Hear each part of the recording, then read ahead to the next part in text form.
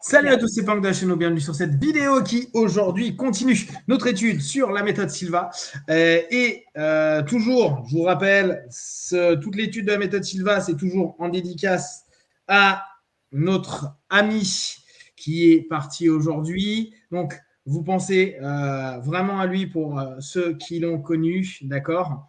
On va avoir deux intervenantes aujourd'hui, donc Lee et Christine. Je vais laisser aussi Christine se présenter.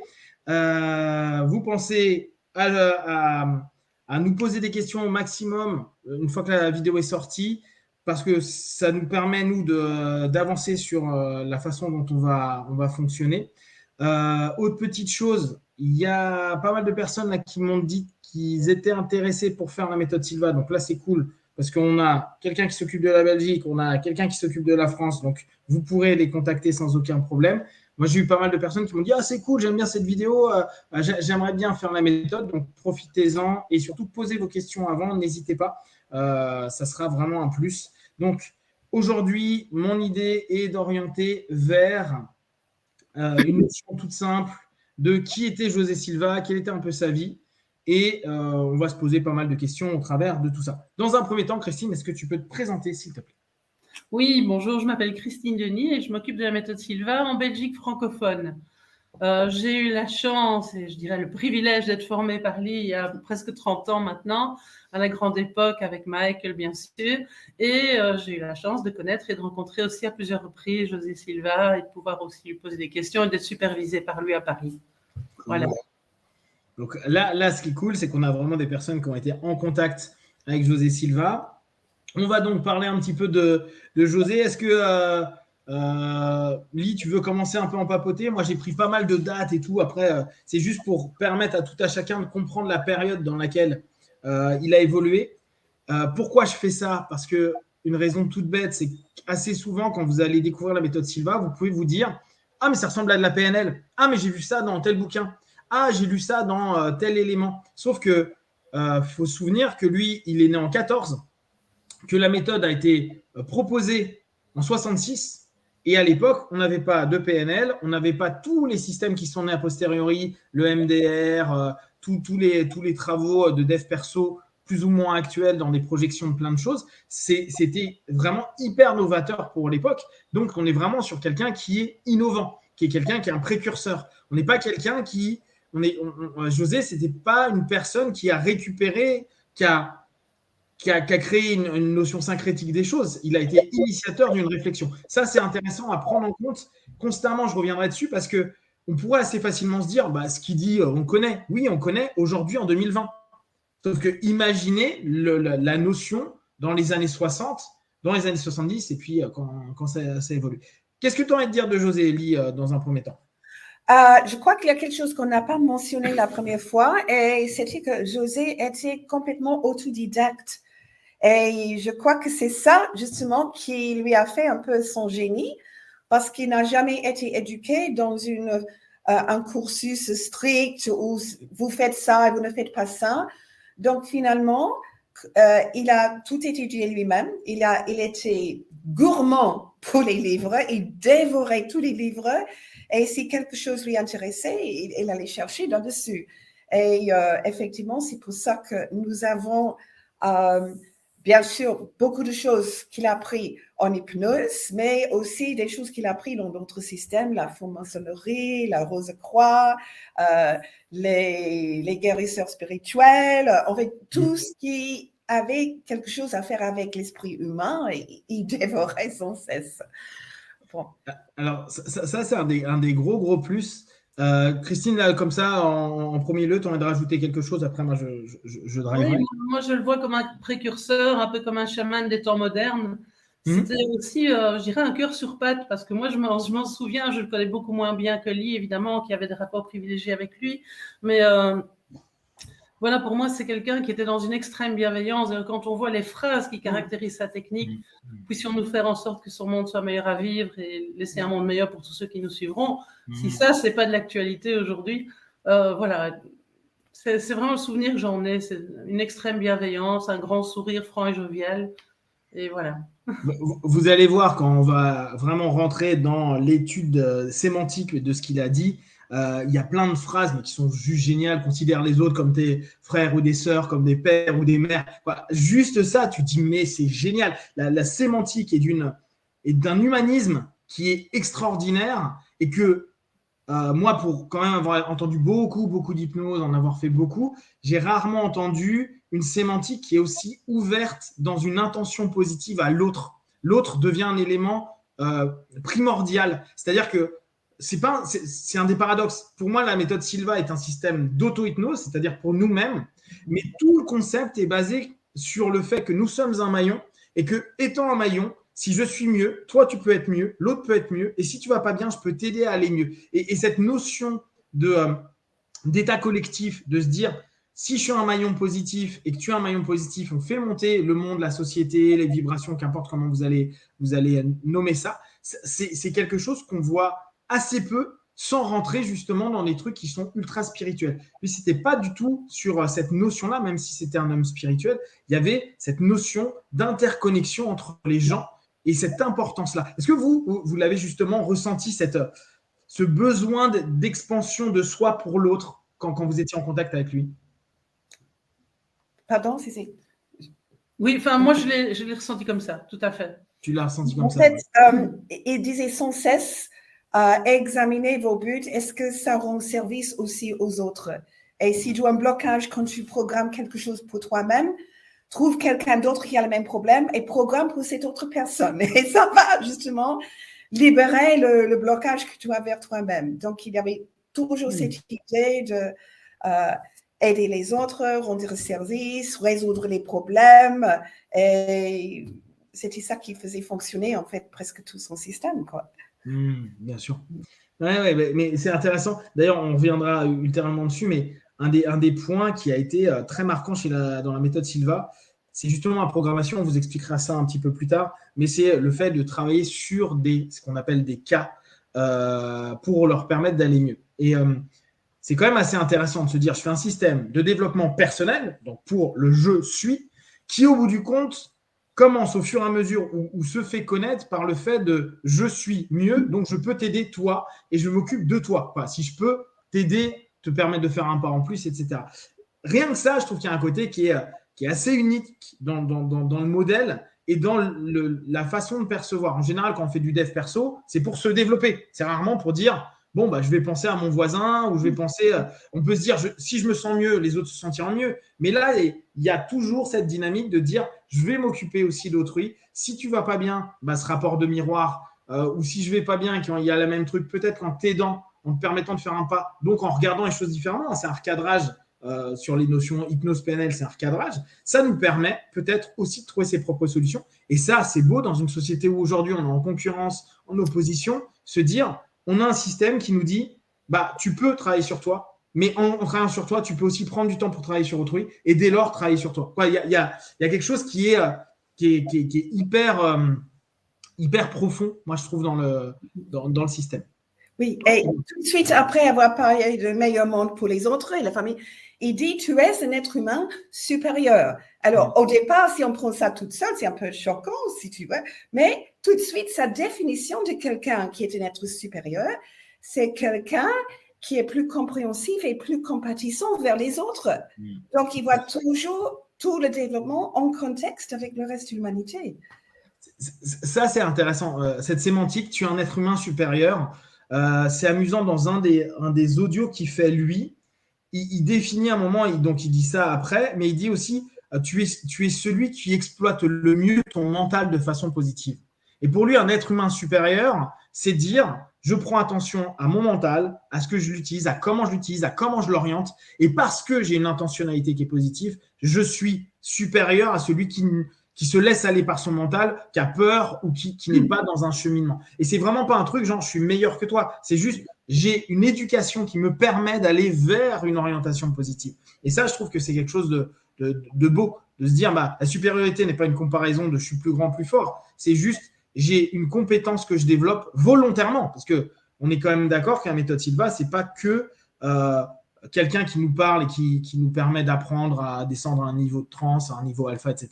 C'est nous aussi qui créons tout ce cheminement-là, on est proactif constamment dans la création de notre labo, dans la création, dans les personnes qui vont arriver, qui vont nous aider à un moment donné. Dans l'ensemble du système, on est toujours proactif. Et ça, c'est hyper important de le garder. Alors, juste, je reprends ce que Lee a dit tout à l'heure. José était quelqu'un qui a fait plein de choses, à savoir, donc il est né le 11 août 14. Donc, ça nous fait un petit moment déjà. Il a des frères et des sœurs, son père est mort très tôt, ce qui fait que lui, il a été dès 6 ans dans l'obligation de ramener de l'argent. Ce qu'il a fait en cirant d'abord des chaussures, sauf que ce gars, et ça je trouve que c'est hyper important à prendre en compte, c'était un vrai entrepreneur. C'était un gamin déjà qui avait un mindset d'entrepreneur. À 6 ans, il s'occupait des chaussures et il s'est dit mais il me reste du temps. Donc il a commencé au fur et à mesure à distribuer des journaux et à faire plein de choses. Et à 12 ans, il avait plus d'argent par jour. $1 était beaucoup d'argent pour l'époque. Il avait plus d'argent qu'une personne adulte alors qu'il avait 12 ans. Ça donne un peu l'état d'esprit. Dès qu'il pouvait, il explique très bien, il dit « Moi, j'allais sur le feeling. Et dès que je sentais qu'il y avait un marché, quelque chose que je pouvais faire, je le prenais. Et je développais dedans. Et dès que ça partait, j'arrêtais de continuer. Dès que c'était plus mode ou que ça me rapportait plus d'argent, je laissais tomber et j'allais sur autre chose. » Ça, c'est quand même assez intéressant, ce côté de rebondir. Vous aviez cette impression-là qui rebondissait très rapidement quand vous lui parliez, quand vous lui donniez des idées ou sur des cas ou sur des choses. Vous aviez cette impression-là d'espèce d'effervescence constante quand vous étiez avec José? Impression de quoi? D'effervescence, tu sais, de mouvement constant qui rebondissait tout le temps sur des idées. Absolument. Et même quand, justement, il était l'âge où la plupart des gens ont pris leur retraite, il était toujours en train de chercher, de découvrir. Je me rappelle, on l'a invité une fois, quand il était à Paris, à dîner avec un diplômé qui était multimilliardaire. Et José est en train de l'interviewer en disant « Mais quand tu étais toute petite, est-ce que tu as dû justement développer ton propre personnalité pour fonctionner ?» Parce qu'il y avait… Pour lui, l'idée, c'est que un enfant qui est trop… qui a des parents… ne va pas vraiment développer son potentiel. Mais lui, il était lancé dans le monde, il a dû faire quelque chose, il a dû développer ses talents tout petit. Donc, le voilà en train d'interviewer ce multimilliardaire. Et en fait, c'était vrai. Il dit, ok, bon, donc ça confirme mon hypothèse. Et oui, il est toujours en train d'apprendre des choses des autres êtres humains. Il était fasciné par les autres personnes. Christine, tu as aussi ce souvenir-là dans ta rencontre? Oui, j'ai ce souvenir-là et tout à la fois, j'ai envie de réagir par rapport à ce que tu disais tout à l'heure. Parce que quand on voit le séminaire de base, c'est vrai qu'on parle des autres. Il faut faire les choses pour les autres. Mais quand tu vois que très peu de temps après, il te sort le graduate, et dans le graduate, il vient déjà dans la notion du champ unifié, où il n'y a plus de limite entre soi et les autres, il n'y a plus de limite entre le mental, le corps et l'esprit. Donc, il faisait déjà de la physique quantique en vulgarisation à l'époque. Et donc, il réagit au quart de tour. Bah, tu disais tout à l'heure cette notion chaman.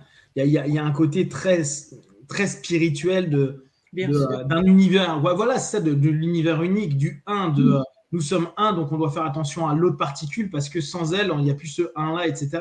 Et c'est clairement ce qu'on peut ressentir sans jamais. Et ça, c'est important toujours pour les personnes qui ne connaissent pas. Ça peut sembler un peu étrange ce qu'on est en train de dire, mais il n'y a jamais une sensation de se dire on doit faire ça. C'est juste la suggestion est là. Et pensez bien, on est sur de la suggestion. On te suggère de prendre en compte les autres, de faire attention d'utiliser ton état de transe, ton niveau alpha pour des choses positives. D'ailleurs, il y a une petite phrase qui est quand même sympa qui dit tout ce que tu vas mettre en place, c'est pour du positif. En gros, si c'est négatif, ça ne doit pas fonctionner. Et tous ces élèves ont fait la même chose. C'est-à-dire que qu'on lit Robert Bistone, qui, pareil, a été quelqu'un qui a travaillé beaucoup sur les PES, donc le pouvoir extrasensoriel, etc. À chaque fois, il dit, vous pourrez arriver à ce niveau-là, vous pourrez l'exploiter pour faire ça que si c'est positif. Et même quand il montre des trucs qui sont un peu, on se dit, ouais, là, c'est moyen au niveau éthique, il dit, non, mais ça ne marchera que si ça amène du positif aussi à l'autre. Et cette notion-là, je trouve que c'est une belle éducation de se dire, je peux aller très loin, faire plein de choses, gagner plein de choses, réussir plein de choses, et toujours se dire, ouais, mais si moi je réussis et que je vole quelqu'un ou si je discrimine quelqu'un, on va y perdre parce que justement, on a une interconnexion. Et cette prise de conscience, je trouve qu'elle est belle parce que c'est plus forcément des choses qu'on nous enseigne naturellement à dire prends attention à l'autre parce que l'autre, c'est un peu toi et ce un peu toi, à un moment ou à un autre, tu auras un écho qui pourra faire du bien ou inversement. Voilà, mais il va vers ça par petites touches, sans faire peur, en expliquant les choses tellement naturellement. Voilà, c'est rassurant parce que c'est vrai que moi, quand j'ai commencé il y a 25 ans maintenant, j'avais un peu peur qu'il y ait un ingénieur dans la salle ou un médecin parce que voilà, il y a plein de choses qu'on n'arrivait pas à expliquer aujourd'hui avec la vulgarisation de la physique quantique et de plein d'informations qu'on a. C'est devenu presque à la portée. Enfin, tout le monde est déjà un peu familiarisé avec certaines données, mais c'était pas le cas au début. Oui, parce que elle avait l'air, pour certains, il avait l'air d'être woo-woo, je ne sais pas comment dire ça en français, mais effectivement, plus j'enseigne la méthode Sylvain, et plus que la connaissance de notre mental et notre cerveau développe, plus il y a des preuves que tout ce qu'il a dit est correct et ça fonctionne. Mais à l'époque, on n'avait pas toutes ces comment dire, des backups. Des preuves. Mais justement, on reviendra dessus quand on sera sur la technique, mais il y a des choses qui ont été remises en question. Mais ce qui est intéressant, c'est que ça n'enlève en rien certains éléments. José Silva a énormément joué sur le cerveau gauche, cerveau droite. On sait que maintenant, c'est plus une symbolique qu'une réalité d'un point de vue cérébral. On sait que ça fonctionne un peu différemment. On n'est pas une zone ou une autre. Néanmoins, cette symbolique-là qui a été énormément diffusée dans les années 70 et 80, reste sur une notion où, oui, il y a un typage de personnalité indirecte, où tu as des personnes qui vont plus avoir une notion artistique, une personne qui est plus logique. Bien sûr qu'on a les deux, bien sûr que notre cerveau ne fonctionne pas que d'un côté ou que de l'autre. Néanmoins, et on le sait au travers des accidents, notamment de la barre de fer qui traverse le cerveau, etc., on sait qu'il y a un ensemble d'éléments qui fonctionnent, il y a une interaction. Et même si aujourd'hui, on a précisé des choses et on ne peut pas être aussi absolu qu'à l'époque, ce qui est dit n'empêche en rien une cohérence complète du système. Et ça c'est plutôt sympa de se dire, même si aujourd'hui on est en 2020, donc 60 ans après la mise à place de son système, la remise en question se fait toujours de manière saine parce qu'on sent qu'il y avait un vrai plaisir de la science. D'ailleurs, dans le deuxième tome, il parle de sa autobiographie, il parle de toutes les fois où il s'est fait défoncer par la science, où les scientifiques étaient contre lui, où les gens faisaient des mauvais papiers sur lui. Mais en même temps, il disait, j'ai d'autres personnes qui ont commencé à valider aussi ce que je disais. Donc, cette notion, on doit le prendre, nous, en tant que passionnés de la méthode Silva, ou enseignants, instructeurs, et tout ce que vous pouvez être en tant que représentant, en se disant tout le temps, ça fait partie de l'état d'esprit de la méthode Silva, d'oser se remettre en question, d'oser se mettre au défi, de se dire, oui, la science, qu'est-ce qu'elle dit aujourd'hui par rapport à ça? Parce que c'était l'état d'esprit de José qui était constamment en train de se dire, oui, c'est vrai aujourd'hui, mais peut-être ça ne sera pas demain. Et donc, qu'est-ce qu'il y a? Et d'où sa boulimie de compréhension, de lecture et de compréhension.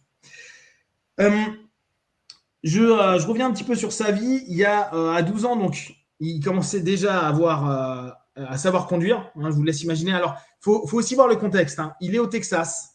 Souvenez-vous qu'il y a eu la révolution mexicaine. Il y a eu quand même un contexte à l'époque qui était assez difficile. Et à 12 ans, il conduisait déjà une Ford T, je crois qu'il disait.